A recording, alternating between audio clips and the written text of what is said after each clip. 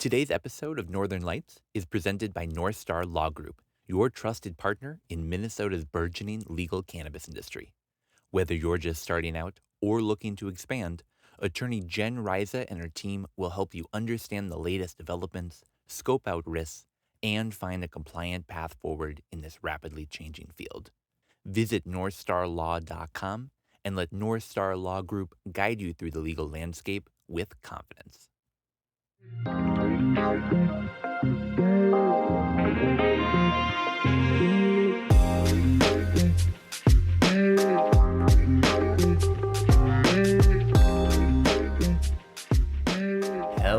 Hello. Welcome everyone to another episode of Northern Lights. I'm your host Tanner, joined today by my co-host, the wonderful, the amazing, Mr. Marcus Sarkis. Welcome, Marcus. Hello. Super happy to have you back here. Super happy to have all of our listeners back here talking through some of the exciting news going on in the Minnesota cannabis industry. We've got a big episode today. We've got a bunch of news. We've been away for a couple of weeks, so we're catching up on some stories that have happened since we last spoke. We've got a great interview coming up with Steve Eigenmann of CannaConnections. He's going to be talking through some of the amazing things that we've seen in the industry and some of the cool things that he's done in this industry. Then finally at the end, we've got some cool news talking about a new book that we're coming out with, and then a book release party that we're throwing. You all are invited to, so listen to the end for those details. But first, should we start with a little bit of news? Let's go. So we're actually starting with news not from the cannabis industry generally, but some pretty exciting news here for Northern Lights podcast. So we've been coming to you now for a couple months. It's been really exciting being able to have so many listeners call in, so many listeners write in, so many listeners just share how they've connected and enjoyed listening to cannabis news. Well, we are partnering with the amazing Dabbler Depot to bring this podcast to your video screens. No longer do you just have to listen, but also you'll be able to watch us. We're going to now be Northern Lights, the video podcast as well. Listeners and viewers. How about that? We're so excited to be able to come to you. We've done a lot of cool education through audio, but now we'll be able to show off a bunch as well. As we're talking about plants, we'll really be able to have them in hand, showing them off. We'll be able to show you what the products look like. You don't just have to, listen to us open the can, but you'll be able to see us open the can, see what the beverage looks like yourself, and give it a try. So, audio and video. You get to see our authentic facial reactions to the tasty or terrible. We're so excited for it. We just think it's going to be so awesome being able to connect with you all. So for right now, if you go to our YouTube page, give that a subscribe. That will let you know when that first episode comes out. We also are going to have a video feed coming live soon here. So if you follow through like Apple Podcasts or Spotify, you'll be able to keep doing that as well. But otherwise, this audio feed, the one that you're listening to this in right now, is going to stay up as well. So even if you're someone who's thinking, I listen when I drive into work, I can't watch that on a video, no worries. You can still keep listening. But for those wanting to upgrade themselves to viewers, you will now have that opportunity. Audio and video. Absolutely. So Hello. Shout out to Dabbler Depot. We're super excited to be able to partner with them, bring us to your video screens. So check us in the future. Follow us on YouTube.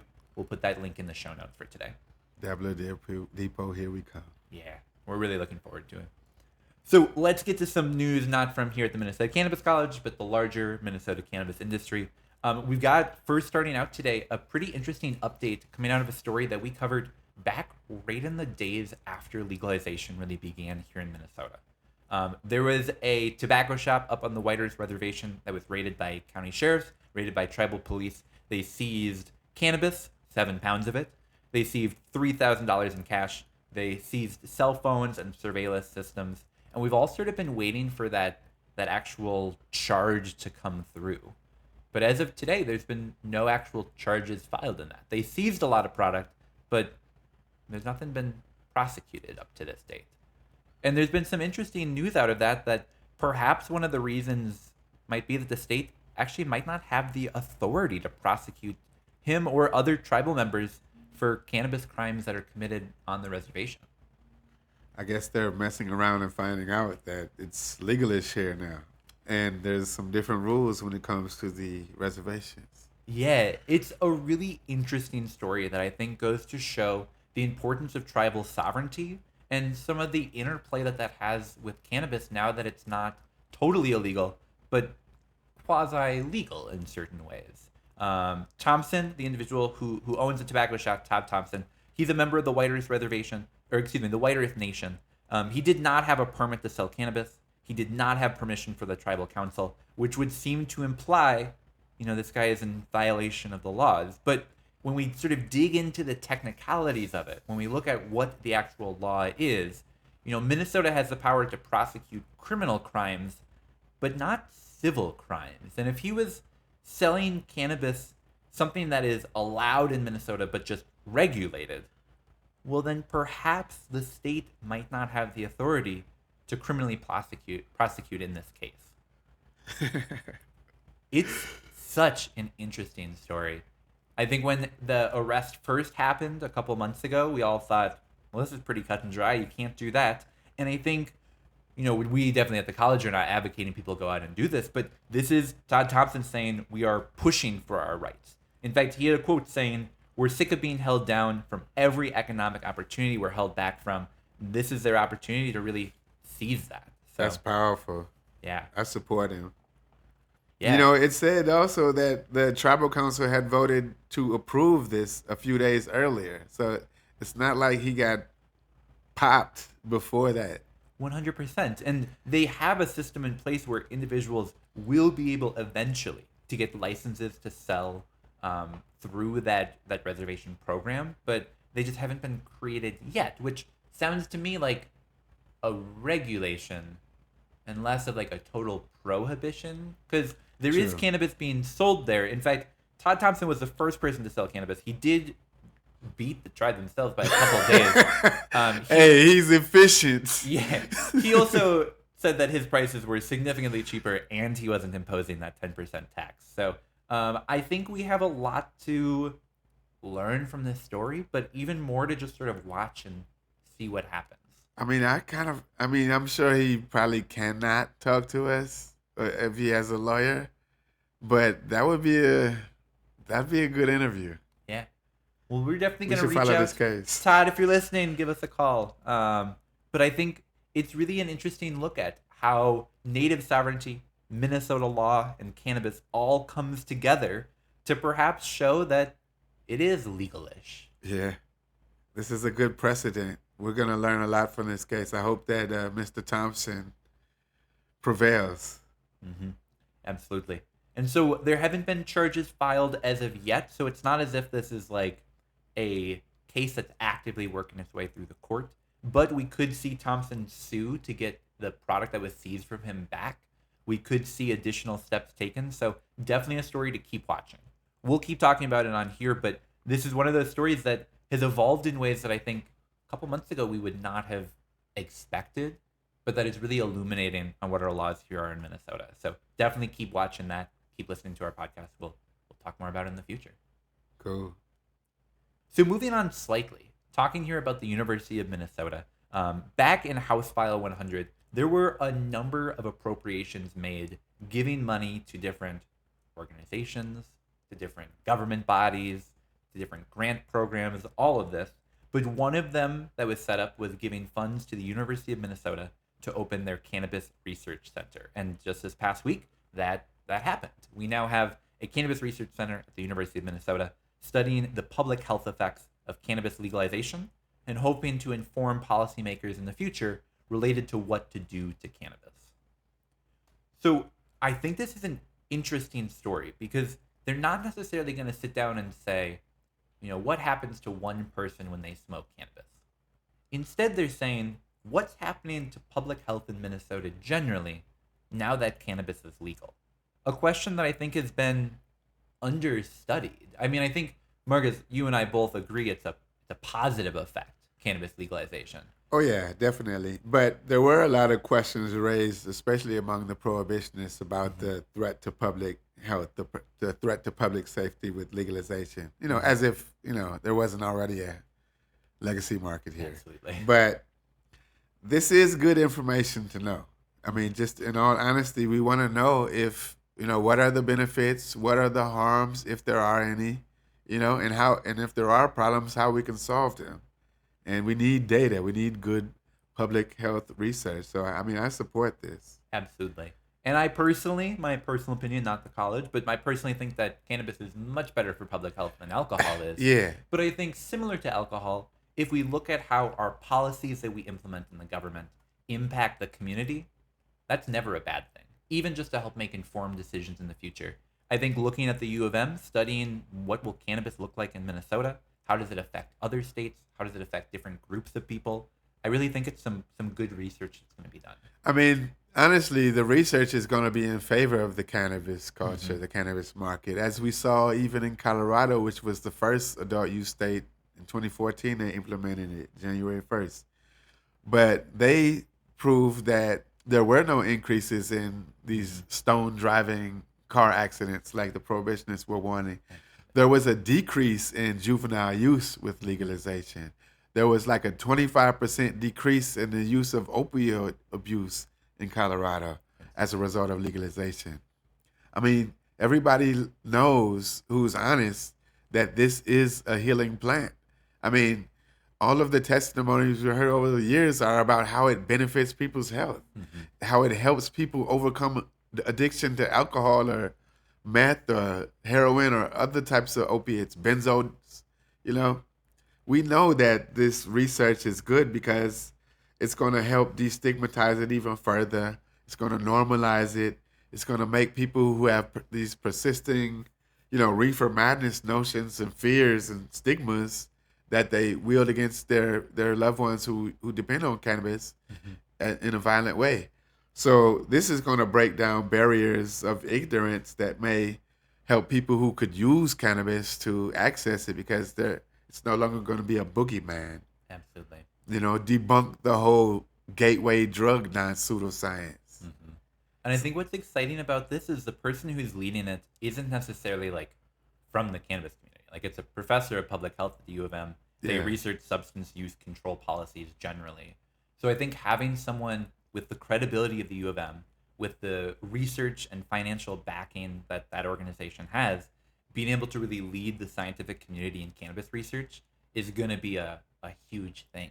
I mean, it will be cool to have studies that are cited around the country, perhaps even around the world, saying what we did in Minnesota, here are the things that really worked well. Yeah, I mean, we've always wanted to do this better than every other state, and there's no shame in wanting to be the best. 100%. We won't shame the other states too much. Yeah. We'll just tell them to do better. Just do that better. part. We're just going to encourage them to do better. Absolutely. So shout out to the U of M. We're really excited to see what sort of research comes out of here. Obviously, scientific research is not something that happens overnight. So it's not like we're going to see their results tomorrow. But I think especially as legalization moves forward, we're going to hear a lot from the U of M on sort of what we should be doing. And it's exciting to have an organization that's as established in Minnesota as the U of M, really helping to lead the forefront of cannabis research in the whole country. I just need to say one more thing. Yeah, with this, public health research, I hope that they will act as the Minnesota Department of Health did in the past when they, just as an example, declared structural racism as a public health threat. So, there's still going to be people criminalized because of the still, prohibition light policies with the legalization. And as we found in Colorado, there was no increase in juvenile use, but there was an increase in young people being criminalized. Those people who are under 21 years old. So hopefully that they can consider the harms of prohibition light as a public health threat. Absolutely. And definitely if getting locked up is bad for your health. Yeah. No, 100%. And I think if Professor Toomey is listening, if anyone from the public health side of research is listening, definitely that's such an important thing to consider is, it's not like we're looking at this in a vacuum of, hey, what does this effect have? But it's actually looking at what is the history of the structural racism of cannabis prohibition in Minnesota. And how it will persist with the young people, the 100%. Under 21s. Yeah, 100%. No, Marcus, thanks for throwing that in. I think that's such an important perspective and really something that I hope the U keeps in mind as they move forward. Yeah, look at the full picture. Absolutely.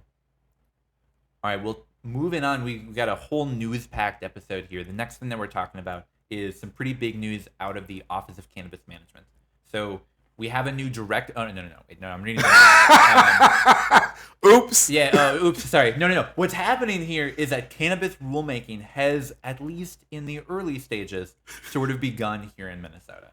So the Office of Cannabis Management sent out a survey. They posted on their website. They sent it to a bunch of business owners, business operators, saying we would like your input on what rules should look like around cannabis cultivation, cannabis processing, and cannabis manufacturing in the upcoming adult use industry.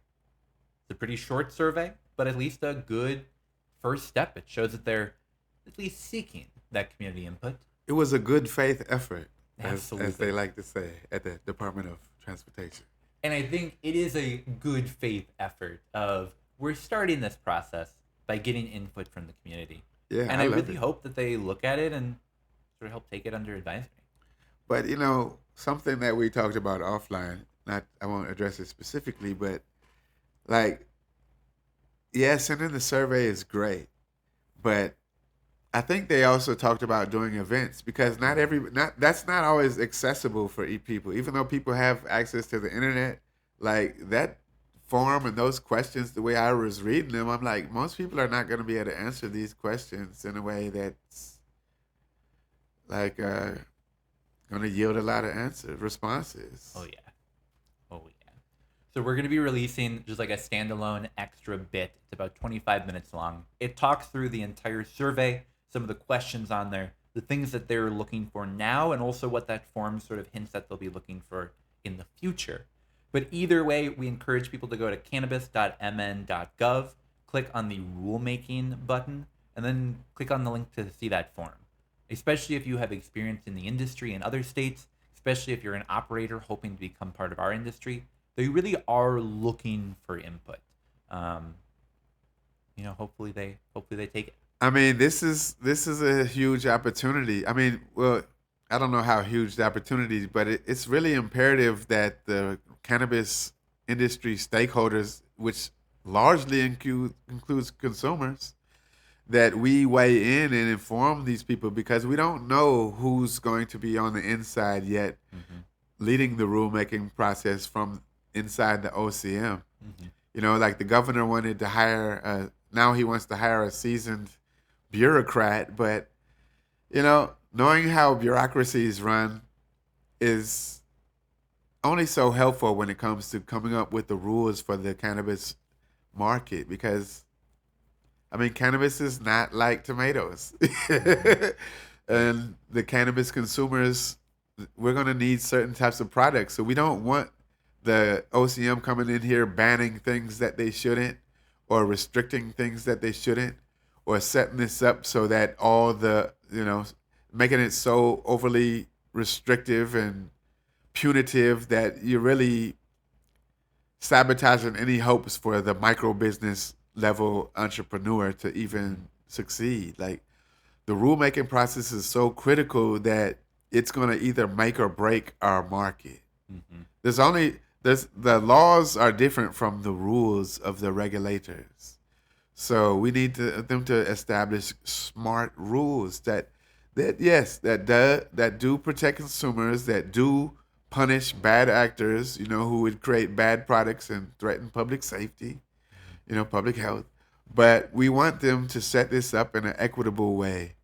We want them to create rules that favor, a craft market, not big marijuana.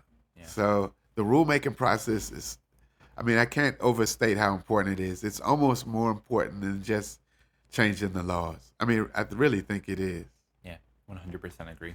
So this first round of the survey does need to be turned in by November 30th. That's when they're closing this particular one.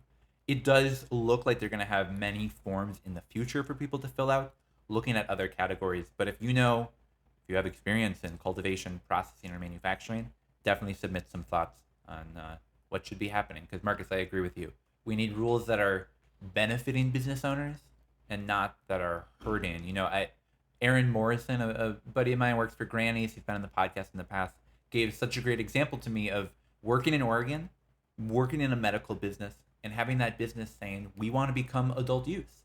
And then looking at the regulations of saying, how much would it actually cost for us to buy the required monitoring system of cameras in every single room, looking at every inch of where plant matter is, of 24/7 being able to stream in, being allowed in the government to be able to look in and watch. And it wasn't financially doable for them. And we really need rules that are not going to be blocking people out of the industry.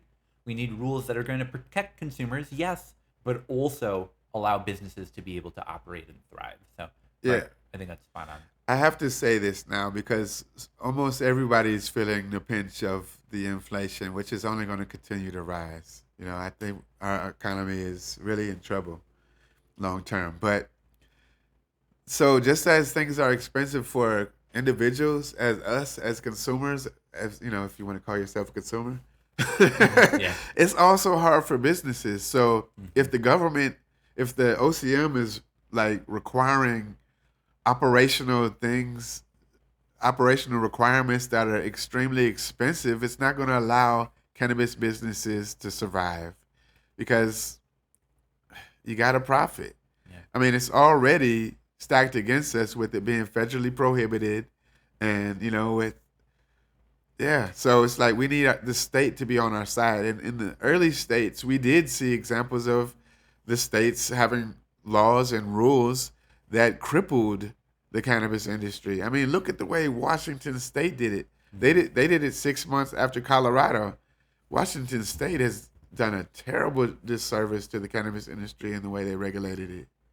Yeah, 100%. I mean, and even Colorado, and I'll stop. Nope. But I know that Colorado, the MED, they call it, the Marijuana Enforcement Division, I mean, those people I'm sure they're doing better now, but for the first several years, they were really just trying to shut down the small businesses and only set it up for big business. Mm-hmm. Like, that's terrible. That's not what the consumers want. Absolutely. We have In such Minnesota. a huge opportunity here.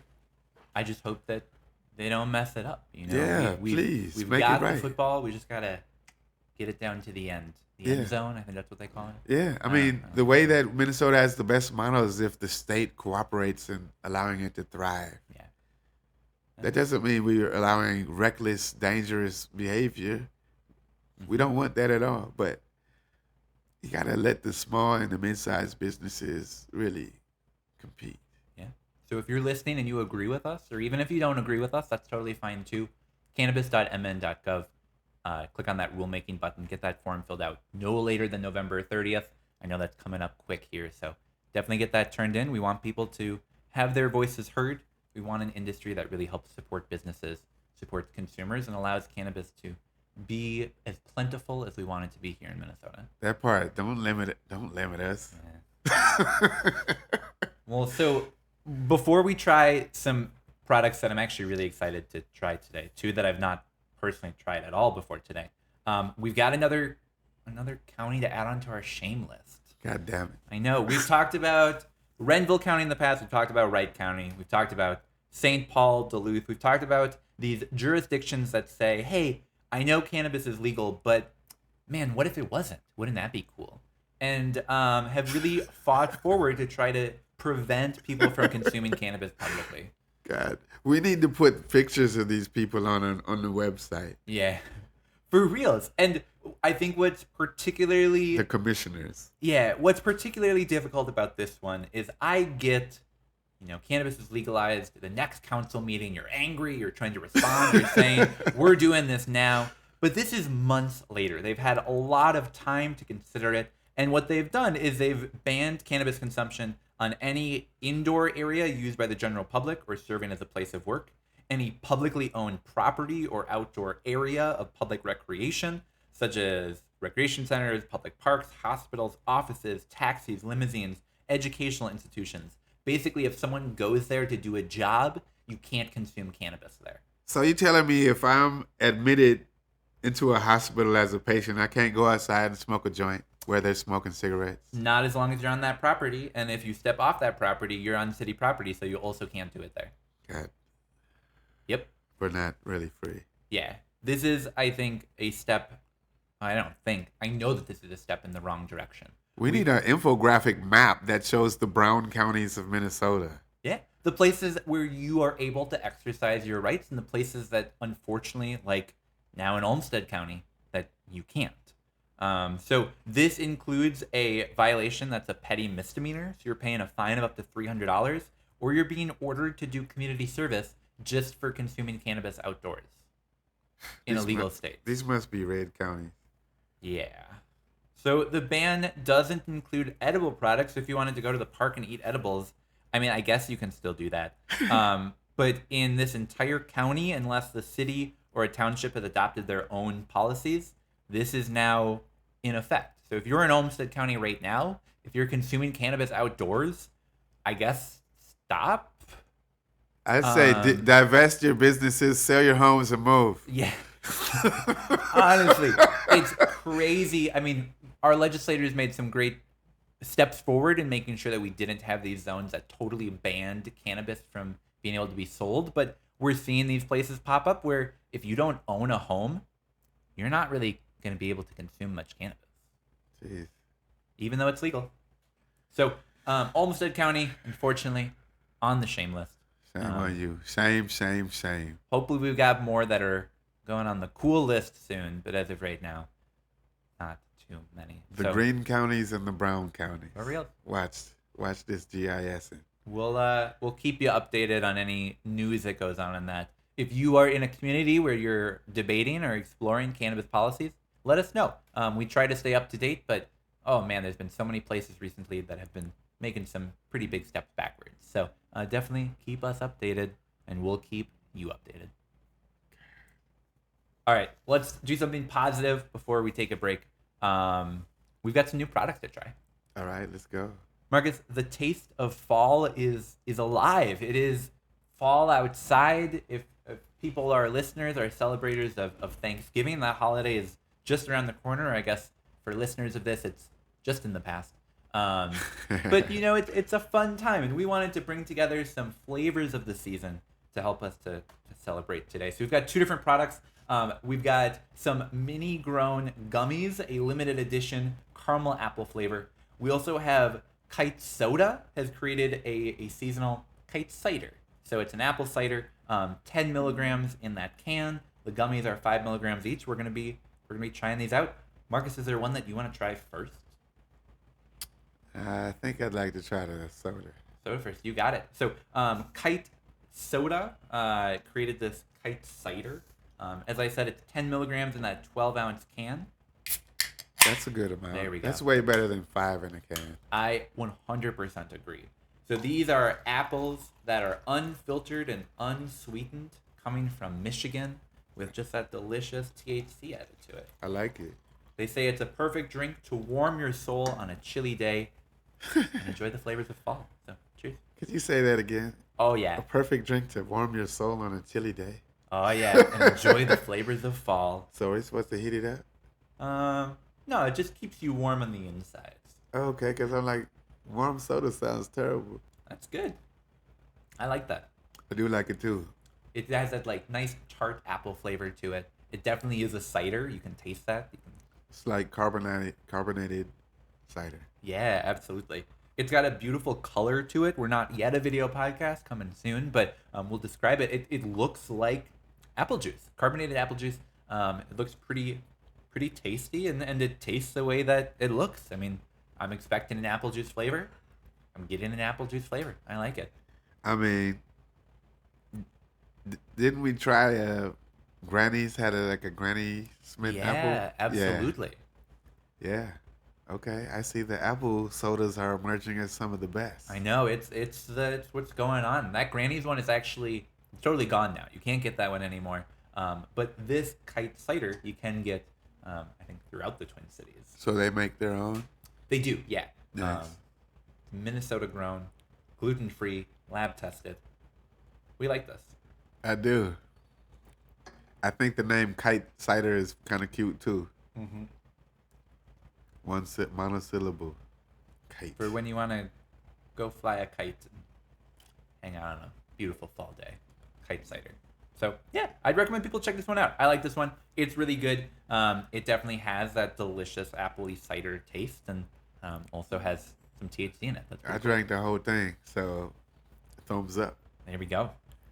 Well, then let's move on to our next one here. So this is from Minny Grown. Some longtime people in the industry. They've been around for quite a while. They released some gummies that have really, really taken off over the last couple of months. This is their latest flavor, their caramel apple infused gummies. So 5 milligrams each, 10 pieces in the bag. We'll go ahead and bust this open. Here, feel free to grab a square out of there. Thank you. I've got a green color, a green apple color to them. Definitely that caramely apple smell. All right, that's really good. If you've had one of those caramel apple suckers before, like the ones that's the green apple covered in the caramel, you're getting such a similar flavor from this one. You've got that wonderful caramel notes, but really that green apple flavor is cutting through and is delicious. I don't know if I've just been programmed by the message on their package. It says the most thrilling gummy flavor to ever hit your senses, but it was pretty good. Yeah. We like the Minny Grown gummies. I've had other flavors of theirs before. They came out with like a special 4th of July one. Some people might have seen their like Vikings Packer gummy packs you could buy a couple months back, but this one, their fall special is really good. I like this one. So they're 5 milligrams per serving. Yeah, so 5 milligrams of gummy. I'll try one more. There you go. Yeah, they're definitely larger gummies, I would say, size-wise. So I find that I don't really sit down and eat an entire bag of these in one sitting. I think that would just be a bit too much gummy for me. But in terms of sitting down, eating 5-10 milligrams right before bed, right before doing some work, right before seeing a movie, right? These are a great go-to. And you can find them like everywhere. Did you know you can find Minny Grown products at the Cub liquor stores? Hey, they know what they're doing. Not in every municipality, because of course some have those fun. Don't go to Olmsted County. Yeah, for real. But yeah, these are around. You can get them. You can try them, and I definitely encourage people to. These are really good. Yeah, I'm not really an edible person in all honesty, but because they can be too much. But I don't really like gummies. It is fun to chew these. Mm-hmm. Like, I like the texture. You know, there are a lot of fun to taste gummies, but this one is probably better than most. There you go. Well, that's an endorsement. I'll take that. That's pretty good. From a non-edible lover. Yeah. I'm not a hater, though. So, Minny Grown gummies, caramelized apples with the one we tried today. Kite Cider, they're 10 milligram sodas. Go and check those out. Man, I'm gonna be high this afternoon. I know. We're gonna go take a break. When we come on back, you're gonna be hearing an interview that we did with Steve Eigenmann of CannaConnect MN. We're gonna be talking about some of the amazing things that he's done over the past couple of months that their organization has done. It's pretty some cool stuff. And then after that, we're gonna be sharing some pretty cool news and inviting you to a party. So stay tuned. We'll be back in just a minute.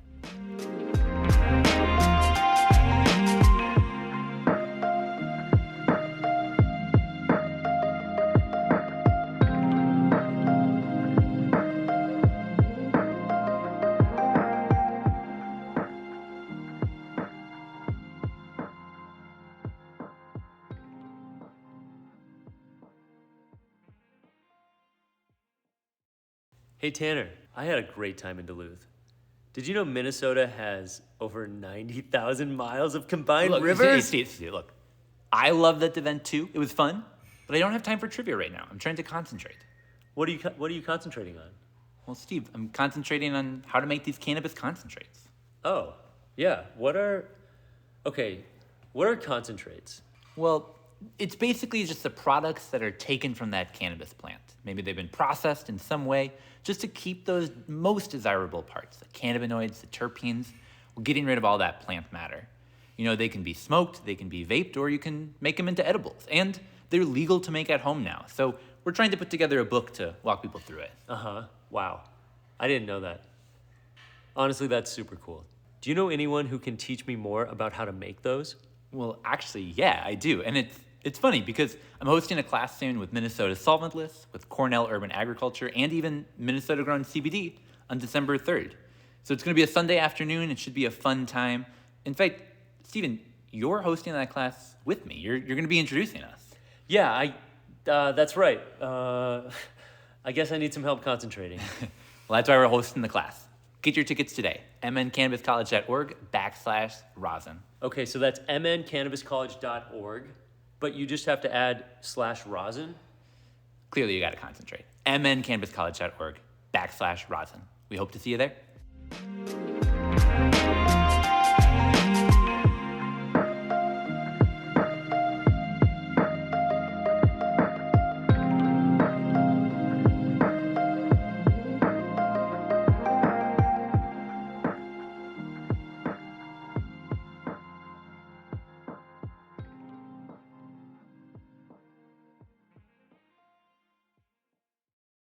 And we're back. Welcome, everyone. We're sitting here today with someone that I'm super excited to talk to, someone that I've actually known in the industry for quite a while, Mr. Steve Eigenmann of CannaConnect. This is someone who really is the OG of throwing cannabis events here in Minnesota, and we're going to jump in today. So welcome. Happy to have you here. Thanks, Tanner. I'm excited to be here. Appreciate you having me on alongside Marcus Harkis and the Minnesota Cannabis College. Yeah, absolutely. We've been working together for quite a while in this industry. We're going to talk about that in just a minute, but I'm really excited to be able to have you on, sort of talk about what we've done, but also really explore some of the next exciting steps of our industry here. So a question that I have for you.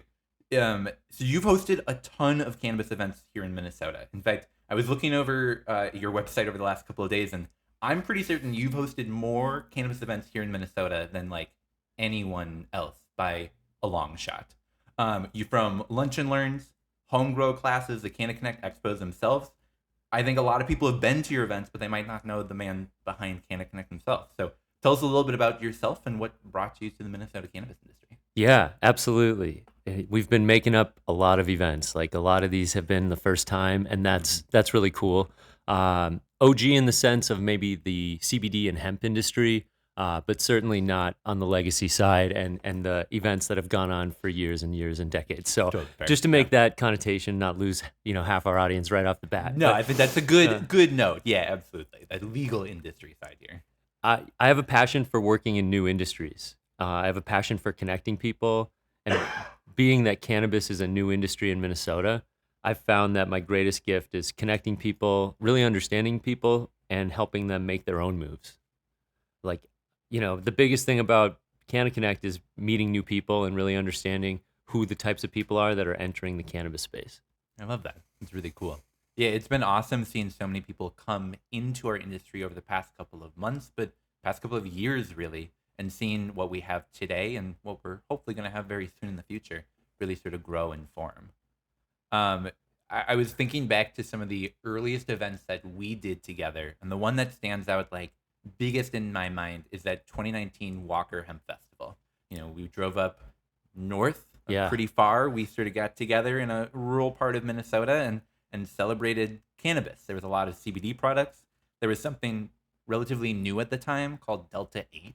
Yeah, and not to confuse people, that was 2021. So 2021 was the Walker Hemp Fest. No, it wasn't, Steven. Are you serious?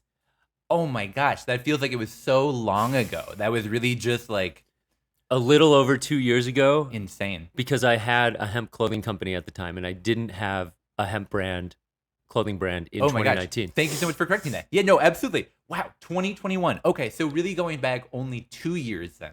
We've been poking around, doing some really exciting stuff here. Yeah. And I can't wait to dig more into that, like the journey of the last 4 years.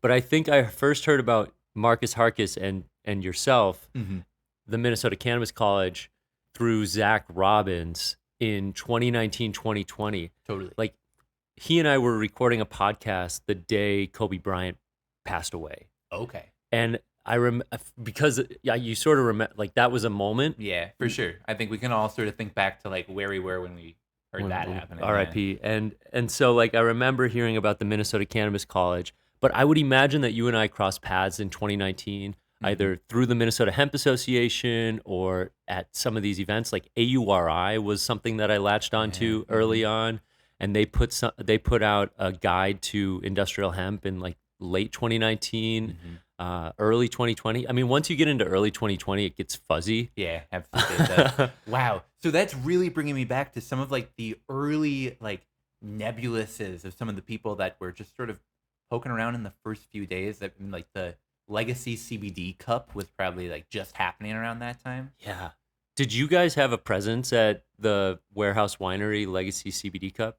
We did not know. So I bought one of the judges packs that year, went home with that bag filled with a bunch of products, went and sort of walked around the event. But no, we really at the college were sort of just getting started and really looking to expand at that time. So, Yeah, I definitely remember that though, and it's not all that different than the Legacy Cup 2023. It's just so much different. yeah. It's Well, I think expanded. it's funny to think of brands like, Love is an Ingredient, Grounded Gardens, like Cultivated, Stigma, like really some of these people that have been around in the industry for a while. Yeah, Crested River. Yeah, oh, absolutely. I definitely remember eating Bridget's bonbons for Yeah, the first for sure. time at the Legacy Cup 2019. But Stigma's a good one, and Stigma's also one where it's like, hey, shout out to those guys. Like, they got quiet during the pandemic, but have come back super strong. I mean, they took 3 awards at the Legacy Cup, absolutely. Legacy Cup 4. I mean, incredible. And it just shows there are some folks that have stuck with it for the last 5 years, and there's some folks that we don't see anymore. So this industry is constantly evolving. How I sort of got into CBD, I first heard about it in 2018. I was living in Los Angeles. I was a part of a startup with a raw juice technology company called JuiceBot. And towards the end of the year, I realized that there was nothing I could do to help the startup succeed. And I needed to find a new path. Like, it was sort of rubber meets the road. And so I visited San Antonio, Texas, Military City, USA, and they had a booming CBD retail market. It was the first time you could get cannabis as we know it legally in San Antonio. And so these retail smoke shops were just opening. It also was at the time the fastest growing zip code in the country. So you had immense like urban sprawl along with legal CBD through the 2018 Farm Bill. And so that market was really interesting. I flew back to Los Angeles with 50 CBD joints in my luggage. And then immediately later that day, I had a red-eye flight to New York, and I booked an Airbnb for 4 nights. I stayed in Brooklyn, and I attended a cannabis media summit on December 7th, 2018.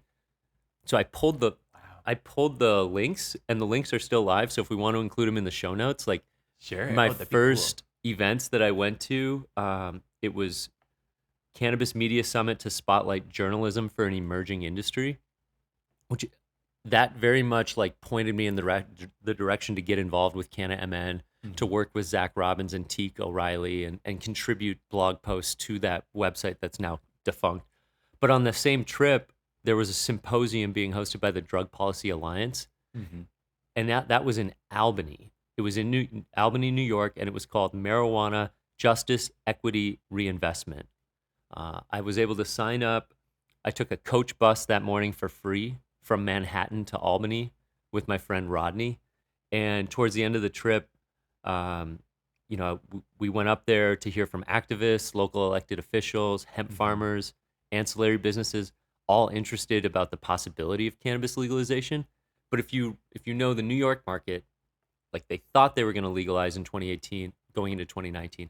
They didn't end up legalizing until after the pandemic started, maybe 2021. And it's been a slow sort of rollout of fighting illicit industries that have popped up and expanded, and sort of the legalization that is fighting for that foothold. Yeah, so to real quick, like there was a lot of growing optimism that New York was going to legalize, and so I got a taste of that, and that helped me sort of understand a number of things. One, social equity, what that felt like, what that sounded like, but also like, oh, this state's about to legalize, this is what it feels like. And then we sort of saw that pre-pandemic in Minnesota, and then it got dragged. And so I think going out to those trips, like to retail stores and visiting with journalists and members of the media from that time, like it helped me understand what I could do in Minnesota potentially. Very cool. Very, very cool. So thinking back, so you've been sort of bubbling around in that early industry 2018, 2019. Take us to now here in Minnesota. So you were in New York going to these conferences. looking at San Antonio, seeing this developing industry, now bring us to the through line of the Minnesota cannabis. Yeah. So after I got back, which was right around 5 years ago, I started Googling like what existed here on Eventbrite, just on Google. Mm-hmm. And the only companies you could find 5 years ago were Minnesota Hemp Farms, John Strophus, Mm-hmm. and Nothing But Hemp, Stephen Brown. Yep.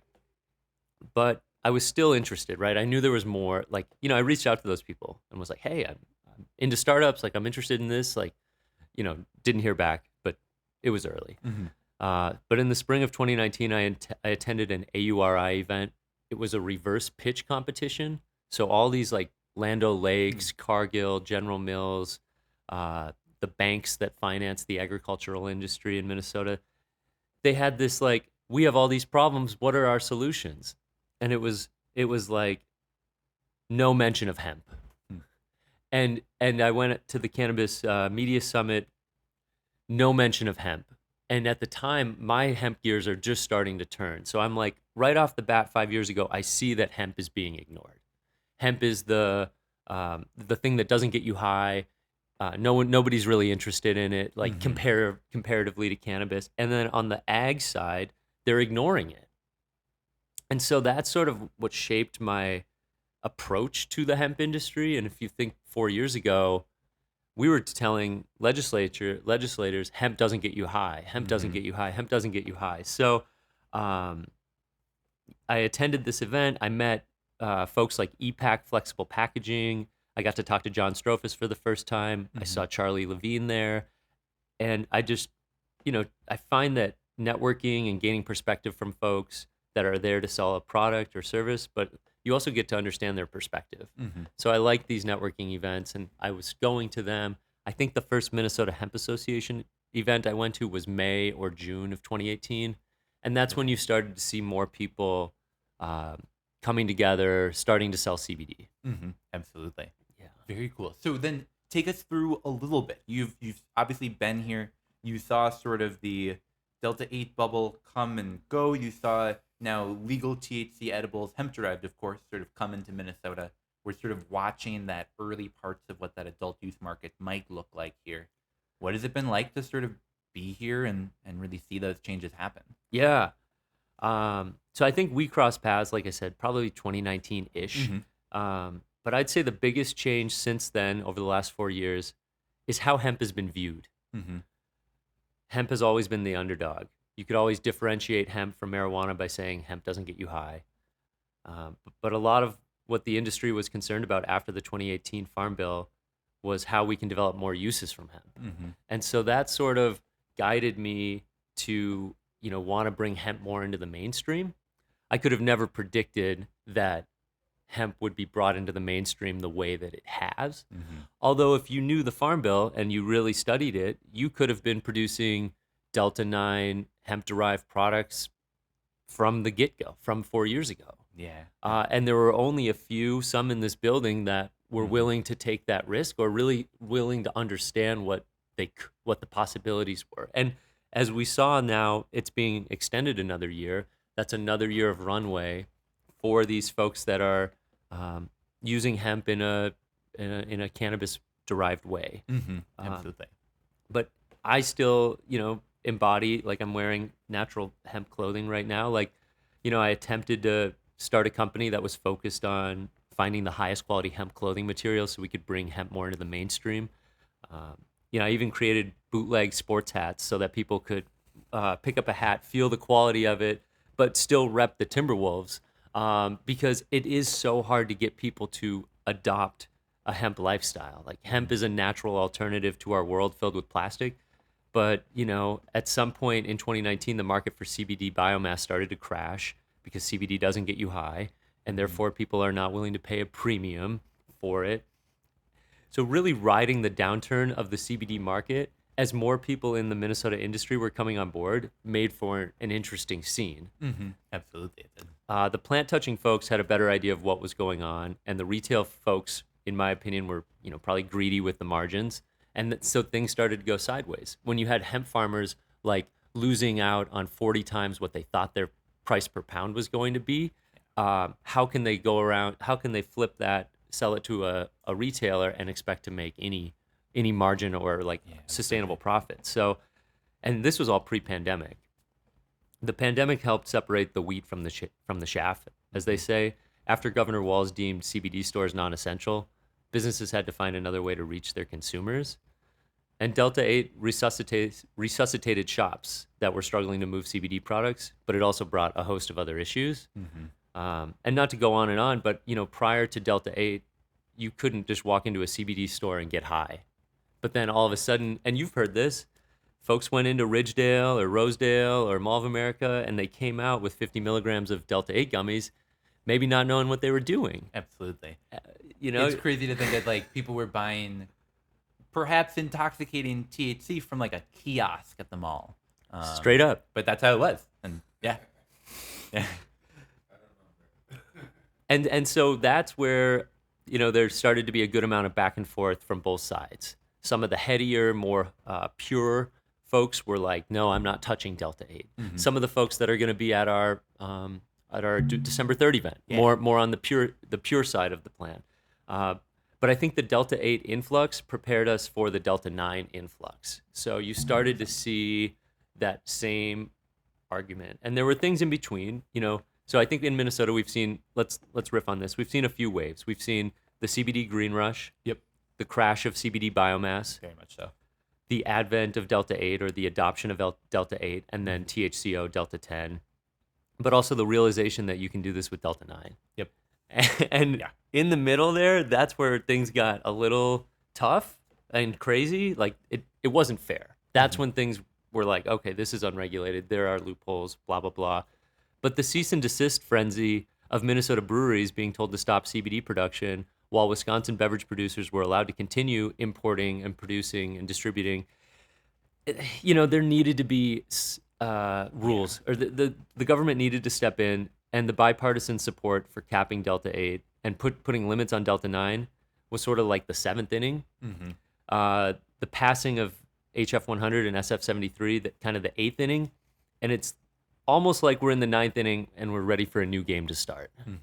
Yeah, I love that analogy. And I think that's so apt when we look at like some of the early days and building up from where we were. Like we've seen so many monumental changes of, I can think of regulations that come out or new shifts in consumer demands in the industry when it's like, wow, this changes everything. And then 6 months later, everything changes again. And that's sort of been, it's hilarious that I thought it was 2019 because it feels like it's been years, but really it has just been a couple years of this wave of, 2019 was really sort of, I think, that bubble of CBD and the crashing and rising and shifting and changing since then is, I definitely feel that ninth inning analogy for sure. For sure. And I think that's part of why I've set CannaConnect up to be a quarterly event series for now, because the pace of the industry in Minnesota has evolved so quickly that every 3 months you can find yourself in a new place. And so just to sort of like, why did you go April 1st and then July 29th and then October? Well, one, there's so many brands. And two, we're inventing new products, and I love the creativity and the innovation in the Minnesota cannabis industry. And I'm happy that we're able to refer to it as a cannabis industry now because of the legalization August 1st in Minnesota, and it's opened up doors for all of us to be more creative, more innovative, and to reach more people. Yeah, 100% agree. And I think that transitions really nicely to talking about. I could go on for hours talking about the history of this. I think it's been such an amazing ride to be there and see the shifting of. But I want to talk a little bit about some of the stuff you've been doing over the last couple of months and some of the things you have coming forward. So we talked a bit at the offset of this beginning that you've hosted a ton of cannabis events here in Minnesota. You've hosted everything from classes to events to connections to lunch and learns to even a couple community cleanup events. Like literally picking up garbage around the community, helping to make sure that the community that we're in is a clean one. tell me a bit more about sort of what motivates you to bring people together. It sounds like it's not necessarily just exclusive to cannabis, but you like connecting people and creating industry. Tell me Yeah. more about that. Yeah. Thank you. I mean, I want to touch on the community cleanups, but I'll work my way back around there to there because I think that's a deeper topic. Uh, for a lighter topic, I went to your rival high school. Mm-hmm. Um, Oh yeah. and by the time I graduated from Wyzetta, I knew everyone in my class. Mm-hmm. So we're talking like we have a class photo. I was 18 and I could name every single person in that picture. So that's a little bit of background on me is that I enjoy meeting people. And just to like help illuminate, maybe for some listeners that are in outer Minnesota, roughly how many people would you say were in your class? You're not talking like 10 or 15. We started with over 700 and I think we graduated with close to 600. We lost some people along the way, but the idea in the sense is like what I love about Canna Connect is I'm able to absolutely maximize on my strengths. Mm-hmm. And that's what makes it so special is that I'm able to individualize these events and we're going to continue to niche them further so that people can really get value. But also I love maximizing situations and I love Minneapolis. And I love the wilderness. Like I took an entrepreneurial class in 2014 at Cocoa, which is now the wilderness. And it's a full circle moment for me thinking about this is that I took a class on like what my big vision is for being an entrepreneur. And not that my entire vision is putting on home grow classes with the Minnesota Cannabis College, but we're able to execute on something that I was working on in a space that I was at. And so I love startups. I love new products. I love cannabis. I love that I am continuing to bang these seat chairs. So like, I apologize for the background noise, but on the community cleanup, Mm-hmm. we're extremely lucky. I'm extremely privileged to be putting on events that cater to my personality and what I love to do. But we're not the only drug in town. Mm-hmm. And if we're putting on events and capitalizing on a legal cannabis drug industry, some would argue cannabis isn't a drug, it's a medicine or a vitamin. But there's folks on the street that are using drugs that don't have a safe place to consume. And oftentimes they don't have a regard for the mess that they make. And it's not on them. I think they're dealing with an addiction, they're dealing with a medical issue. And so if we in Uptown, if we continue to throw cannabis events, I want to continue to clean up the streets of Uptown so that we're able to show that the cannabis industry is responsible, that the cannabis industry is working to make the area better and not just taking from it. Because Minneapolis needs all the love it can get when it comes to cleaning it up. Yeah, absolutely. Well, and I love that. And I think what we've seen from the events that we've done is like, I think from the trash that we've seen, it's insane how much alcohol bottles and lids and glass and is just spewed all over. And well, I'm sure we'll definitely get to a point in Minnesota where we're having legal cannabis product trash that we're just like finding in pits and all of that. I'm sure it's already happening, but it's definitely I think a cool thing to be able to say we're not just holding events here, we're not just asking people to drive here, we're not just teaching you how to grow, but we're actually looking at the area around us and saying what can we do to help repair this and to help really build up our whole community. The metaphor of the rising tides raises all ships. We're having a great time in Minneapolis. What can we do to help others have a great time as well? Yeah, and we're cannabis consumers, but so are others, and people in general are fast food consumers, they're soda consumers, they're alcohol consumers, and that's what we're finding on the streets, along with just random trash. But it's like we as consumers have a responsibility to keep our streets clean, and we've had a lot of great people come out. We've had people come out just because it's a trash cleanup. And so we need to keep that in mind and really continue moving that forward because we can inspire more people to do things like that. And I think we do make a difference, even if it's short term. But I remember driving in the next day and looking at, oh, wow, 29th Street is really looking nice today. Like it's cool to make a difference. Yeah. And I think it's especially important while we're in the early days of what this industry is going to become. We're sort of writing the rule book of what is Minnesota Canna business going to look like. And I hope that we get to decide to be the business that's going to be supportive of community, that's looking for ways to uplift people in our community and not just the people that were here, about us because you see our sign and because we bring in traffic. But Yeah. we're actually able to help improve the community. Yeah, 360. Mm-hmm. Absolutely. So thinking back over the past couple of months, we've talked about that cleanup event. We've sort of hinted at a couple other events.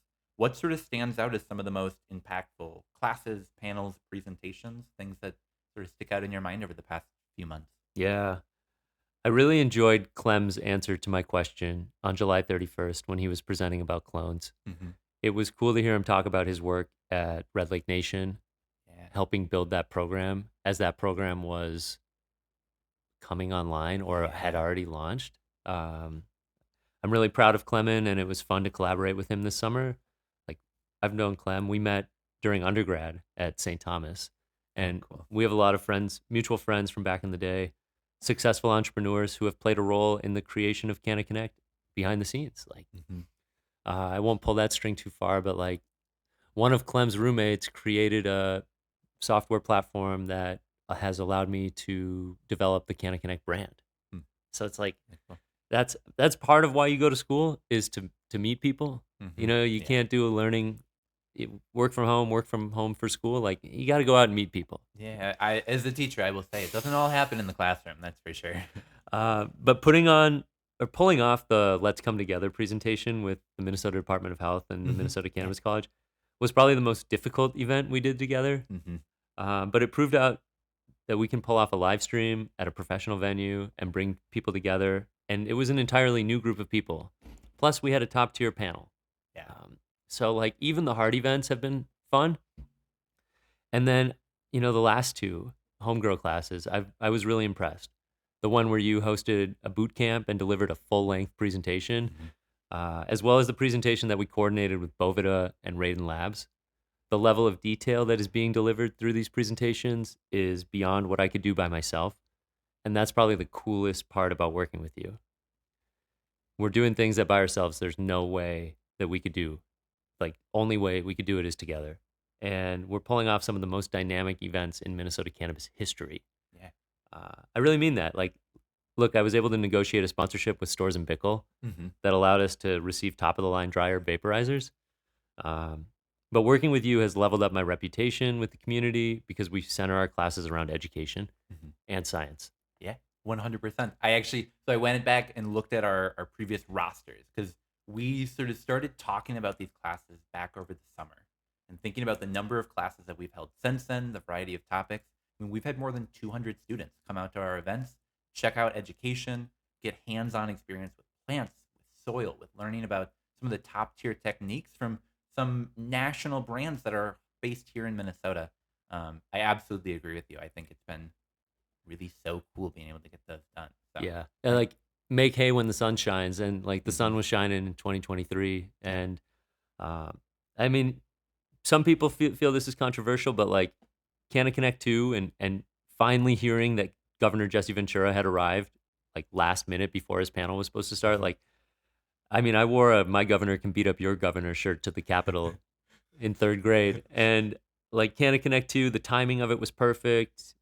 Getting more people involved, and then that was a goal that we had. Like, I remember telling uh, John Dugas in April, I was like, I want to get or March, I want to get Jesse Ventura to CannaConnect, and 3 months later, 4 months later, we did. So Mhm. it's like the pace of us, like 3-4 months from now, 3-4 months from now, and that's why, like, I'm excited soon after this podcast drops to put out the calendar for our Yeah. early 2024. Like, we've got 4, maybe 5 classes coming online really, really soon, Mhm. and honestly, like the CannaConnect and the Minnesota Cannabis College has been the easiest collaboration that we've done. I mean, it's ongoing with CannaConnect. Like, we're just able to do so much because we have strengths in different areas. Mhm. 100% agree. And it's been cool to think like, you know, the news about Jesse Ventura standing up and saying, "I want to have my face on an edible," made like national news. And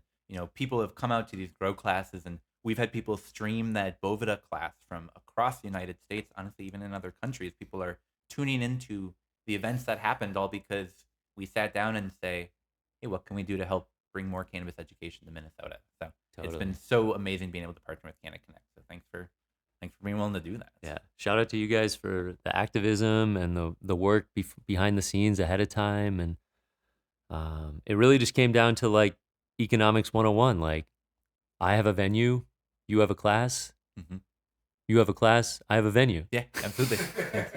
It's really a match made in classroom heaven, as you can say. Yeah, no, 100%. And they've been, I think, just so cool. It's not even the best way to phrase it. I think they've just been like the most amazing events that we could have hosted. Thinking about the number of people that have gotten hands on with cannabis that before walking in those doors maybe had never even seen a plant in person. And then were able to go home and say, now I'm growing cannabis, all because I went to a CannaConnect event. Right. Right. And I'm excited to learn more about how your platform will grow Mm-hmm. and how you're able to stay in touch with these students, because some of these students from July now have really big plants Mm-hmm. or are in the process of drying their cannabis for Oh yeah. their first legal round of growing, or some are still in veg. Mm-hmm. And, you just had a class last night about vegetation and the state of your plants in veg. This is new stuff. This wasn't in your science books in high school. Absolutely. So, let's continue to educate young and old, because this plant is so miraculous. Yeah, 100%.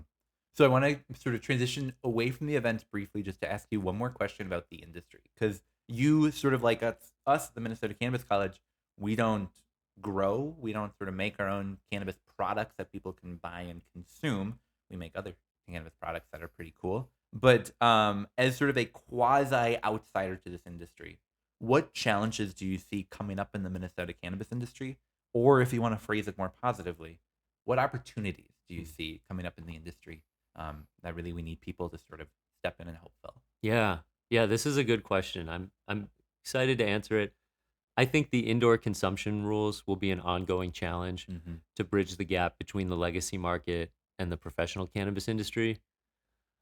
We'll continue to have workarounds as it relates to inhalation. Mm-hmm. Um, and if I had to guess, the rift with the medical companies coming into the adult use space will worsen in 2024. There just hasn't been enough outreach on their end to warrant the idea that they want to coexist. Mm-hmm. And I don't have an issue with anyone who works there, but it just looks and feels like they feel boxed into a privileged area and they don't feel the need to reach out to the greater cannabis community. Maybe at the biggest events they have a presence, but there's no there's no real work happening at my level that I notice. And I think that could easily change, but I haven't seen enough from them to expect a better relationship in 2024. And so unfortunately, those are like the negatives that I see around That's fair. either consumption or distribute or retail. Mm-hmm. But keep growing at home, folks. Like Yeah. that's your key to success. Absolutely. Absolutely. No, I absolutely agree with you there. And I think that, um, there is a really cool opportunity for our medical producers here in the state as really large businesses to really help support local business. And I think, sort of like you said, we haven't seen much of that yet. So, um, And then, in the middle, like it's not you or I that needs to fix that. Like the state should look at itself and look at what's realistic. mhm. Because maybe some of the rules that the medical companies have to follow, um, maybe aren't as necessary as there's more providers being brought online. Like, let's just lay it on the table. Like, a medical company is not allowed to run out of product, Mhm. or they are at risk of losing their license.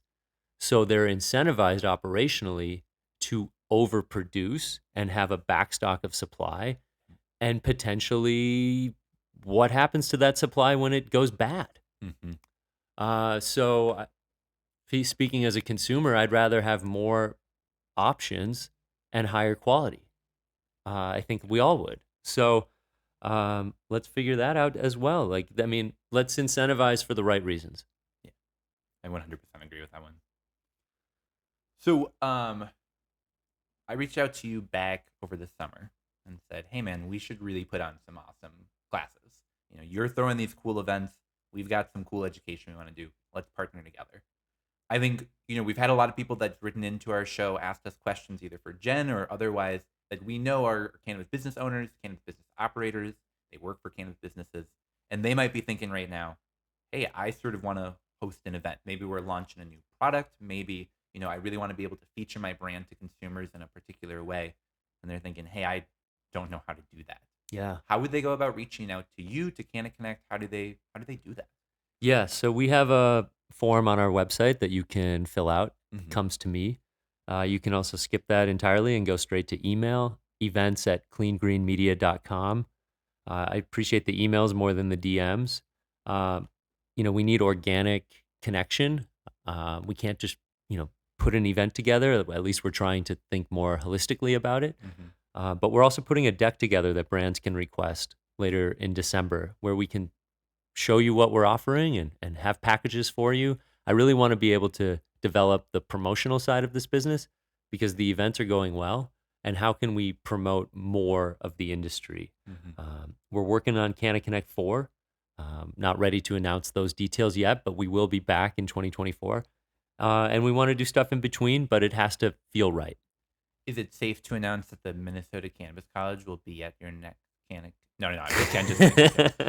No. I mean, either way, that I'm going to be there because every single event that we've come to in the past that's been CannaConnect has been really valuable, has really found some awesome connections in the industry. They've really been a great time and fun.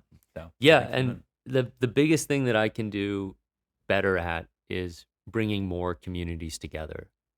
I've began to have some preliminary conversations on like a new event concept to help bridge the gap between the legacy market and those that are new to the cannabis industry, Mhm. because we want to have less divide for sure, and we want to do things the right way. Yeah, I love that. So we're coming into the end part of the year. It's crazy to think that cannabis has really only been quasi legal for like less than 4 months here in Minnesota. Um, like that's insane to think about. But what is coming up in the next part for CannaConnect? Looking up to next year, any big things that you want to talk about or sort of release here? I want to bring attention to what we're doing on December 3rd. Oh yeah, Because I'm unfortunately like the way I've been running things is like I can only worry about like what's in front of me. fair. No, I get that one. I'm pulling back a little bit, but we have concentrating on concentrates where you can press your own flower at the wilderness. It starts at 4 o'clock. It's Sunday, December 3rd. We're bringing together some of the headiest growers, extractors in the Minnesota industry. Mhm. Afterwards, we have a book release party for your new book. Yeah. I'm sure you're plugging that on this show today. So, processing cannabis at home in Minnesota, a beginner's guide. There's going to be copies of Tanner's book and the Minnesota Cannabis College for sale. Also, like limited edition concentrate containers, food and beverage, like high Mhm. quality. We're talking Kowalski's, Granny's, Modest Brewing, Oh yeah. the highest quality, and low key. We're going to have a sesh with Stoned American following the festivities. So make Mhm. sure you get your ticket to this event. Yeah, it's gonna be a really fun time. We'll be talking about that in like the next segment. So you actually broke some news before we broke it here on the podcast, which is super awesome. I can't tell you about 2024 yet. I'm just working on it. It's been a busy year. 100%. No, I think it's we've gotten so much done just in the past couple of months of this year. I think we just have so much potential looking at next year. So I love that. So you actually will be back on this podcast in the future. You're going to be coming on in the future, talking about some cool events coming up, talking about things going on in the industry. So people and listeners and soon viewers can be on the lookout for that. But for those wanting to connect with you sooner, for those wanting to hear about events going on, how can they connect with you? Yeah, I'm everywhere. CannaConnect across all platforms. CannaConnect MN. I'm officially verified on Twitter because I pay Elon Musk, and I've got no problem with that. But no, I'm even on TikTok, trying to get better at that. But really, like, we just have to be we have to be across all platforms. Like, Instagram is sort of where the Minnesota cannabis industry hangs out. But I really, try to be everywhere, and I'm going to try to get better at making sure I've got content on YouTube, Twitter, TikTok, Facebook. Like, shout out to Stoned American. He helped me get like 700 new followers this year. That's awesome. Well, we'll definitely link to that in the show notes. So for those wanting to connect, definitely check that out. But otherwise, thanks so much for coming on today. Thanks so much for chatting with me about the industry we've seen grown, some of the things that we've got upcoming, and just some of the amazing things that we've accomplished. So we'll be chatting with you again very soon here. Thank you, Tanner.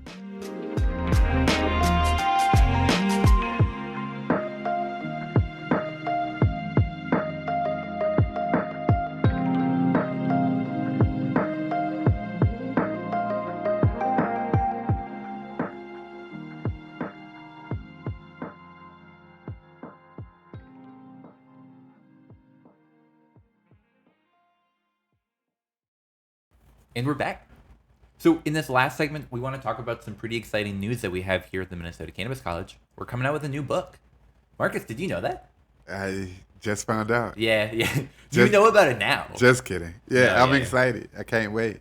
Yeah, what's cool is we're sitting here in studio. We actually have some draft copies of it. They're not out yet. It doesn't totally come out until December 3rd, but we're sort of excited to be able to talk about it a bit today. So the title of this book, Processing Cannabis at Home in Minnesota, A Beginner's Guide. It's a sequel to sort of our best-selling book, looking at that growing side. This one is obviously focusing on that next step, the whole processing side. Yeah, I'm excited. Like, I want to learn how to do it all. Yeah, it's pretty cool. And what I love is, when I think of processing, I think it's such a big topic. There's everything from making edibles to, making dry sift to making some pretty cool rosins that you and I both love. Yeah, I mean, the concentrates are efficient. Yeah, and what's cool is we live in Minnesota where it is now legal for people to be making these at home. You just need to know how to do it. It doesn't really take too much more equipment than what most people already have at home. So we're excited to be releasing this book with Minnesota Solventless, an OG in the community, to really walk people through how to go about doing that. We're excited. This book is all in color. We've got some really awesome photos. You can see the steps as you work through them. If you're making one of our awesome recipes, you can see what that looks like. If you're making some bubble hash, you can see what the equipment, what that process looks like. We're pretty excited about it. I mean, I have a copy in my hand now, and it's so wonderful. I mean, it's a beautiful book. I love the consistency and the branding. I love how professional it is, yet accessible for amateurs. Yeah. Well done. Thank you. Yeah, we're really excited to be able to release this. In fact, we're so excited that we're throwing a party. Hey. Anyone that wants to come out and join us, if you're listening to this right now, it means you likely helped support the Minnesota Cannabis College. Maybe you attended a class, maybe you bought a book, maybe you just told a friend about this podcast. And we're excited to be able to bring everyone together to celebrate. So to learn a little bit more about that, mncannabiscollege.org/party. It's December 3rd, 6 to 7 p.m. in Minneapolis.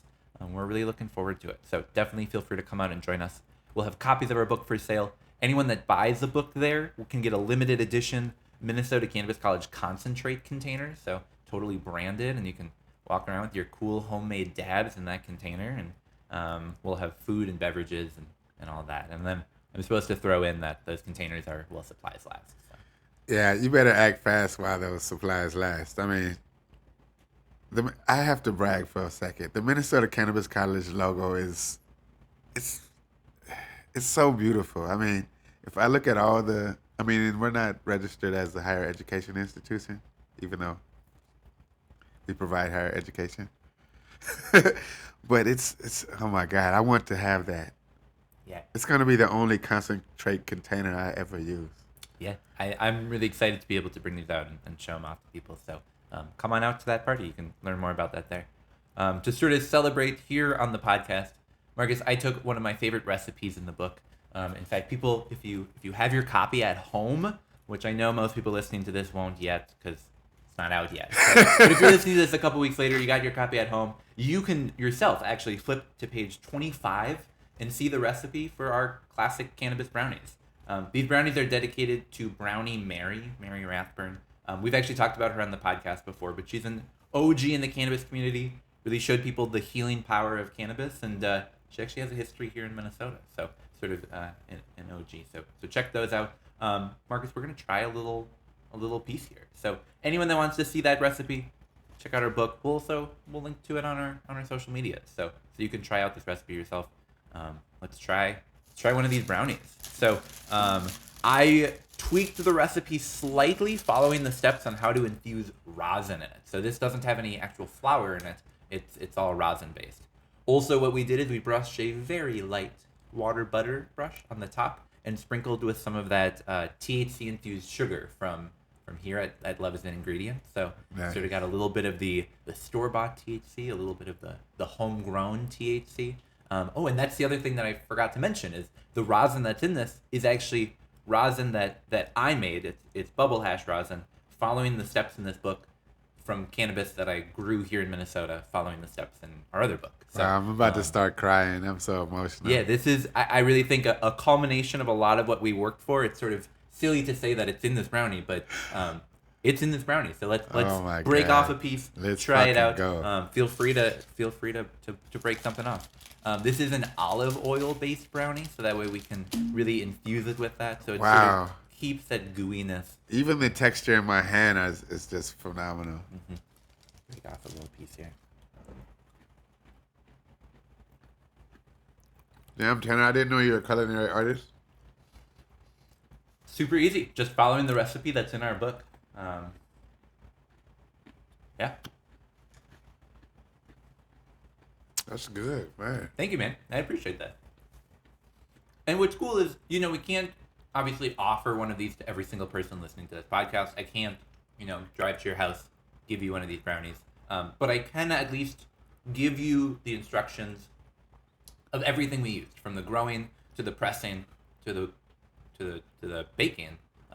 You can go and do yourself, and we definitely encourage people to. I'm gonna go out on the deep end here. This is 30 milligrams total. Yeah, the whole thing is. Okay, cool. Hopefully this is under 10 or 15. Shout out to Brownie Mary. Yeah, for reals. If you don't know who Brownie Mary is, I absolutely recommend you go check out one of our early podcasts, or otherwise, Google her name. She's such an important person in the community, such an important icon when we look at the history of medicinal cannabis, but also just cannabis activism generally. So definitely an important person, and someone who grew up here in Minnesota.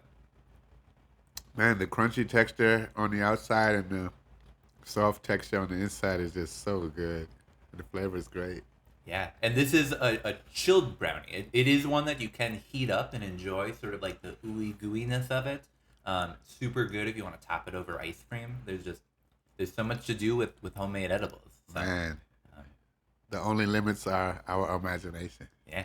So if you want to pick up a copy of the book that talks you through how to make your rosin, how to make your edibles, how to make so many other products that you can use at home, come join us on December 3rd. Or if you're not able to make it, no sweat. You also can go on our website, pre-order a copy of your book, have it in your hands by December 4th at the latest. So definitely go and check that out. You can learn more information, mncannabiscollege.org/party for a link to that party, or mncannabiscollege.org/shop to learn a little bit more about that book. But thanks for trying that brownie, Marcus. Thanks for making it. Thanks for sharing. Absolutely. So we'll be back in a couple weeks. Just a reminder, when we come back, we actually will be a video podcast. So you can keep listening here. We'll keep this feed going. Obviously, the audio podcast is going to stick around. But if you want to see our smiling faces, check on out to our YouTube page. Give that a subscribe. You can watch our next episode. We'll be back in just a couple weeks. In the meantime, find us on Facebook, Instagram, Reddit, LinkedIn, all that good stuff. Make sure you're subscribed to get that episode auto-delivered to your phone in just a couple weeks. And then also be sure to leave a comment on the show if you like it. If you don't, send us a DM and share it with a friend. We love being able to hear people say, "Hey, I listened to a podcast and shared it with a buddy of mine and he loved it." So definitely be sure to do that. Yeah, a lot of liking, commenting, sharing, subscribing, and following requests. Yeah. Calls to action. Absolutely, it's one of the least expensive ways to help support our organization is just by telling a friend about what we're doing. So. Right. Thank you guys all so much for listening. We'll be back in a couple weeks. In the meantime, keep making homemade edibles. Yep. Talk to you all soon, guys. Be safe and have fun.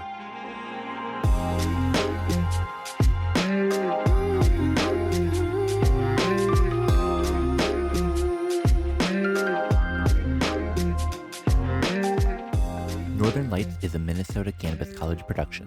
This episode was produced by me, Tanner Barris, and by my co-host, Marcus Harkis. Production assistance from Shayna Payton and John Barty. Special thanks to Steve Eigenmann for coming in and talking about his past experience in the Minnesota cannabis industry. Today's episode is presented by North Star Law Group, your trusted partner in Minnesota's burgeoning legal cannabis industry. The information provided in this podcast does not, and is not intended to, constitute legal advice, but is instead intended for general information purposes only. Information shared may not constitute the most up-to-date legal information, and no listener should act solely on the basis of information provided without first seeking advice from their own legal counsel. The views and opinions expressed in this program are those of the speakers and do not reflect those of the Minnesota Cannabis College. Please listen responsibly.